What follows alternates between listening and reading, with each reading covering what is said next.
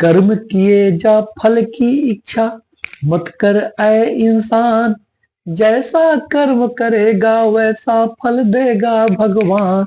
ये है गीता का ज्ञान, ये है गीता का ज्ञान।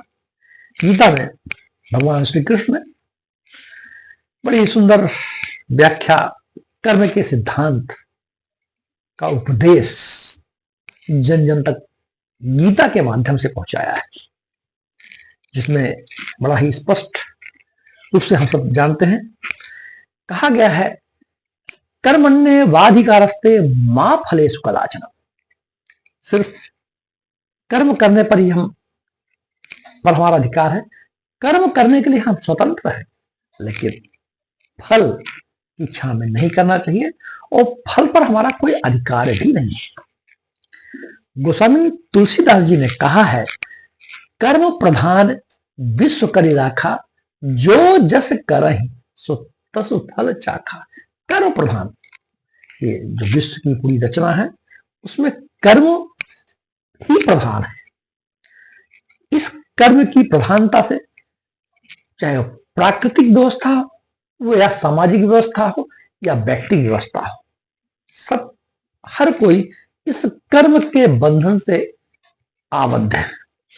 पृथ्वी अपनी धुरी में घूम रही है, सूर्य चंद्रमा अपना काम कर रहे हैं, तारे नक्षत्र अपना काम कर रहे हैं, अग्नि वायु जल अपने काम कर रहे हैं, इंसान अपना काम कर रहा है।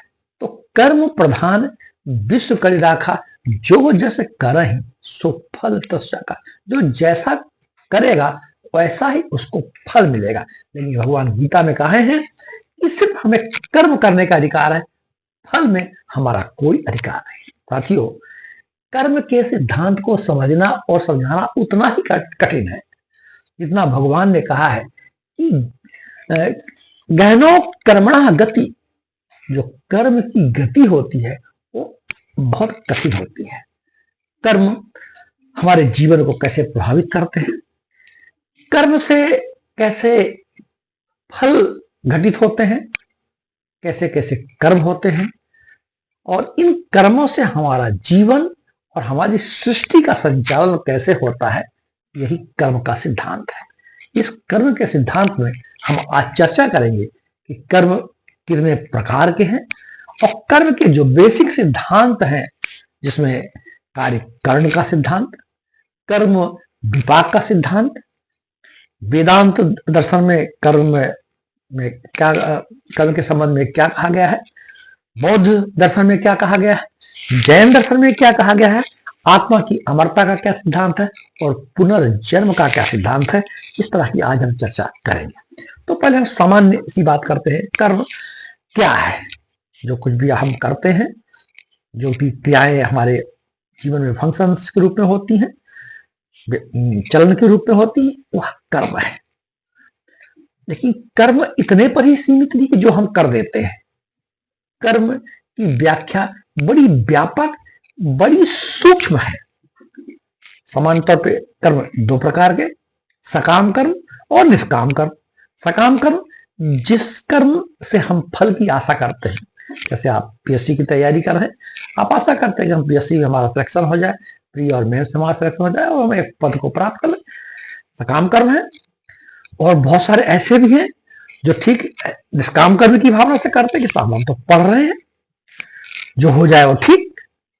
तो जब फल की इच्छा हम नहीं करते हैं और हम कर्म करते हैं तो निष्काम कर्म कहलाता है। बड़ा कठिन होता है ये कि हम कर्म करें और फल की इच्छा ना करें। प्रायः हम कर्म के साथ फल को अपने आप आबद्ध कर लेते हैं। यदि हम कर्म के साथ अपने फल की इच्छा छूट जाए, त्याज्य हो जाए, तो हम निष्काम कर्म योगी हो जाते हैं।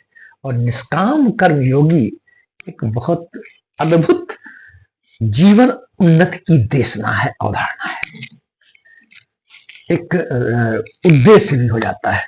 तो सकाम कर्म और निष्काम कर्म, कर्म के जो अन्य प्रकार होते हैं, मनसा वाचा कर्मणा, मन से कर्म कर दिया, मुख से जो वचन से कर दिया, मनसा वाचा कर्मणा, और जो कर्मणा हम अपने हाथों से कर देते हैं, जिसको हम शारीरिक कर्म कहते हैं, मानसिक कर्म कहते हैं और वाचिक कर्म कहते हैं। मनुस्मृति में मनु ने इन तीनों प्रकार के कर्मों को, शारीरिक, मानसिक और वाचिक कर्मों की बड़ी सुंदर व्याख्या की है और बताया है कि किस प्रकार के कर्म करने से किस प्रकार के जीवन इस जन्म में और अगले जन्म में किस प्रकार का जीवन हमें मिलेगा, या मनुस्मृति में भी मिलता है। तो कर्म, सकाम कर्म, निष्काम कर्म, वेदांत दर्शन जो कि बहुत ही, जो उपनिषद काल का हमारा दर्शन, वेदांत दर्शन, जिसमें कर्म की 3 व्याख्या की है। इनको हम अच्छे समझ लेते हैं, प्राय ये परीक्षाओं में आपसे पूछे जाते हैं। 3 कर्म के 3 प्रकार है: संचित कर्म, प्रारब्ध कर्म और संचीयमान कर्म या क्रियामण कर्म। अब ये तीनों क्या होते हैं? संचित कर्म, हम जो भी कर्म करते हैं वह संचित हो जाता है, संचय के रूप में रहता है। अब कैसे? ये बड़ी व्यापक दर्शन है। हम जो भी कर्म करते हैं वो हमारे सबकॉन्शियस माइंड में, हमारे अचेतन मन में, ऐसा हम सब पढ़ते हैं, बचपन में पढ़ते आए हैं कि भगवान के पास एक लेखाकार है चित्रगुप्त, जो कि हमारी हर बात की अकाउंटिंग करते हैं। वो चित्रगुप्त कहाँ है तो हम लोगों ने देखा नहीं है, लेकिन मनोवैज्ञानिकों ने एक चित्रगुप्त की खोज कर ली। वह चित्रगुप्त हमारा अचेतन मन है, हमारा सबकॉन्शियस माइंड है। इसी को गुप्त चित्त कहा गया है। उसको अलंकारिक रूप में चित्रगुप्त और भगवान के साथ भी जोड़ा गया, सृष्टि के साथ जोड़ा गया, लेकिन हम एक सामान्य बात करते हैं, गुप्त चित्त। हम जितने भी कर्म करते हैं कॉन्शियसली और अनकॉन्शियसली, वह सब हमारे स्टोरेज में स्टोर होता चला जाता है। यही संचित कर्म है।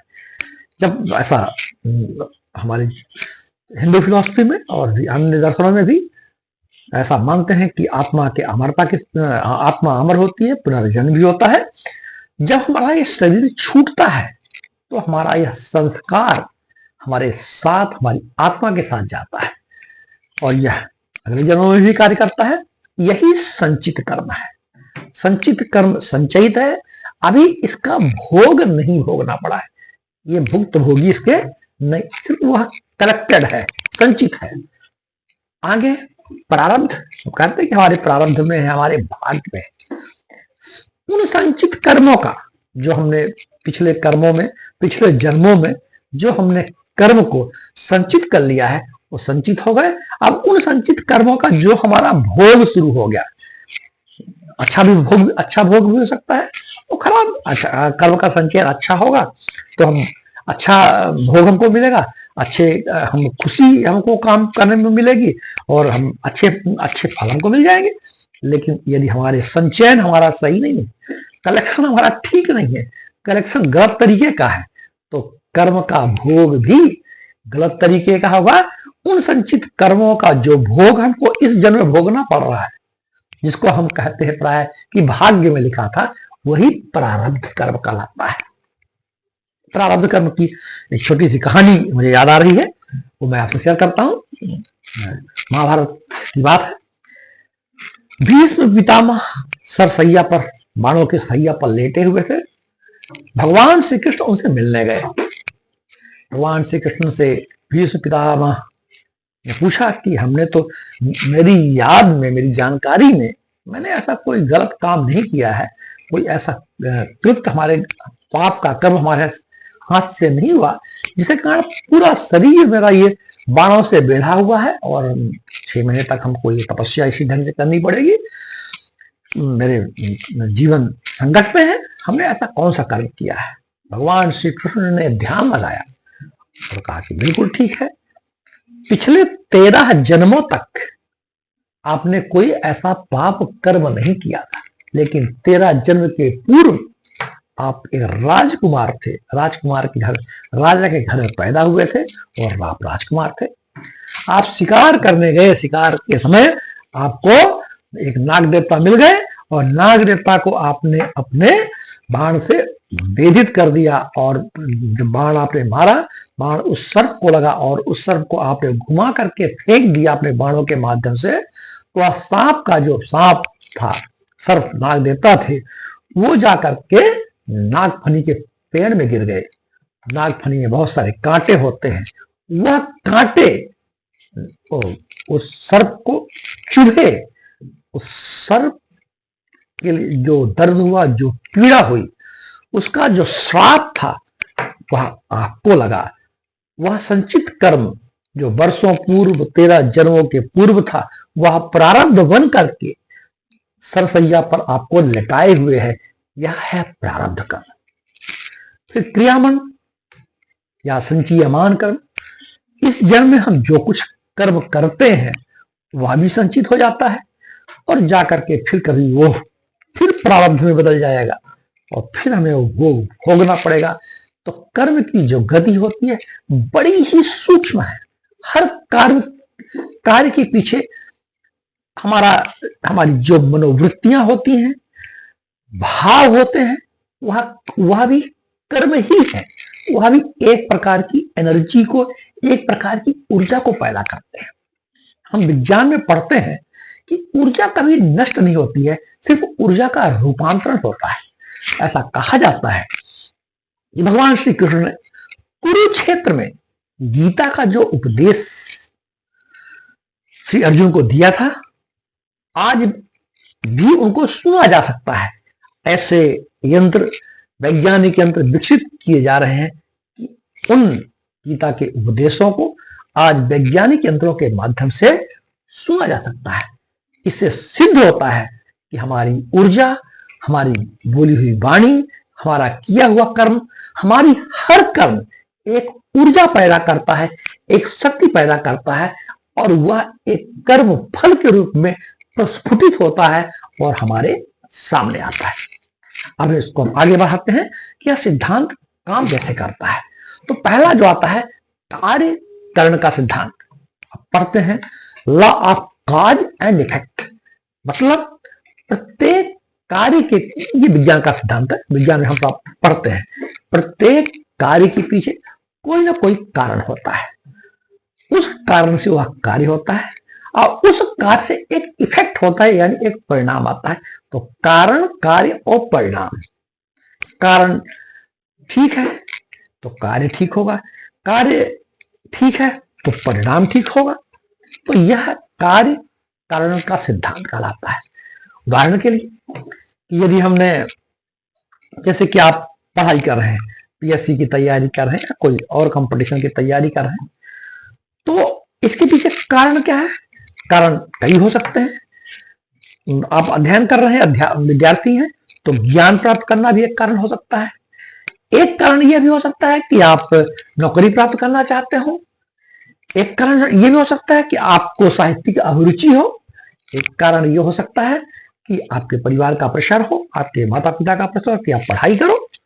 तो यह कारण है और आप पढ़ रहे हैं, यह कार्य हुआ, और इस कार्य को आप पढ़ रहे हैं, और इस कार्य का जो परिणाम होगा तो यह कार्य कारण का इफेक्ट होगा।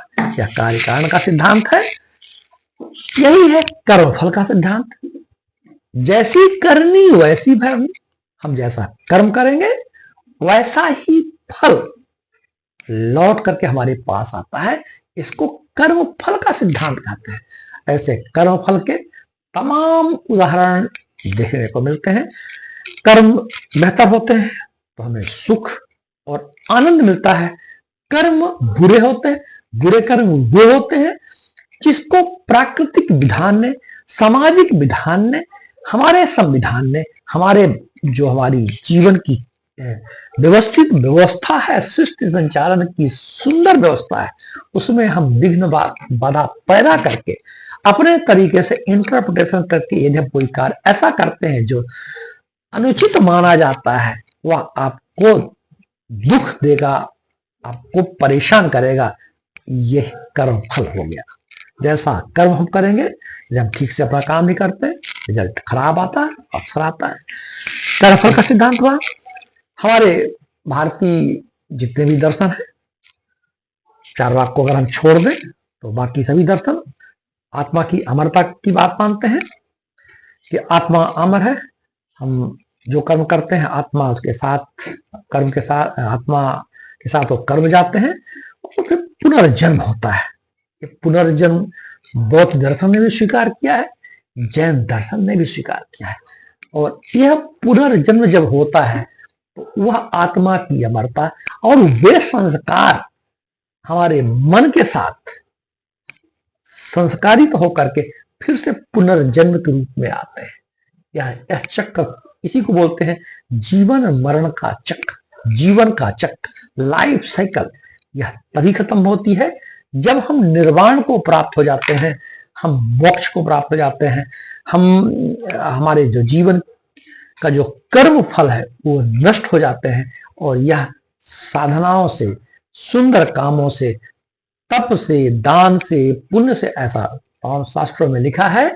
तो यह इन कारणों से हमारे जो पाप कर्म है, जो हमारे कर्म के दुष्कर्म है, वो छूट जाते हैं और हम जब निःशक्त भाव से, अनासक्त भाव से हम जीवन को चलाते हैं तो हम निर्वाण को प्राप्त होते हैं, मोक्ष को प्राप्त होते हैं और पुनर्जन्म जो जन्म और मरण का चक्र है उससे विराम मिल जाता है।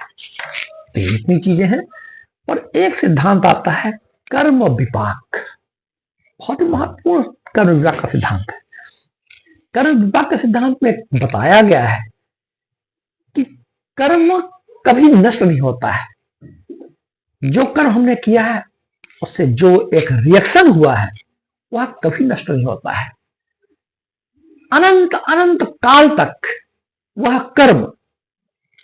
कर्म की जो उसने जो तरंग पैदा की है, जो उसने सृजन किया है, उस कर्म ने जो एक आभा तैयार की है, जो व्यवस्था तैयार की, जो फल तैयार किया है, वह कभी नष्ट नहीं होता है। कर्म के विपाक का सिद्धांत, कर्म विपाक सिद्धांत यह कहता है कि सृष्टि नष्ट हो जाएगी तब भी हमारा कर्म नष्ट नहीं होगा। वह बीज के रूप में इस सृष्टि में रहेगा। सृष्टि का जब पुनः पुनरुत्पादन होगा तो वह जो कर्म का बीज है फिर से अंकुरित होगा और हमारे जीवन में फिर से प्रस्फुटित होगा। यही कर्म विपाक का सिद्धांत है। तो ये कर्म के सिद्धांत है। मनु ने तो हर कर्म के, अच्छे और बुरे कर्म के क्या रिजल्ट होंगे, इसके बारे में चर्चा की है हमारे शुक्र नीति सार में। शुक्र नीति सार, मनुस्मृति और यज्ञवालक स्मृति, इन तीनों स्मृतियों ने हमारे कर्म के परिणाम को, कर्म के फल की व्यापक व्याख्या की है कि हम शरीर से कोई बुरे कर्म करते हैं तो हमको किस प्रकार की योनि, एकदम यहाँ तक कि अधम योनि। हम आज मानव है और मानव के कर्म हमने ठीक से नहीं किए हैं तो हमको अधम योनि, पेड़ की योनि, अन्य जो जीव जंतु की योनि होती है जिन्हें कोई विवेक नहीं होता है, ऐसी योनियां भी प्राप्त करते हैं। ऐसा शुक्र नीति सार, यज्ञवालक स्मृति, मनु स्मृति में भी लिखा हुआ है।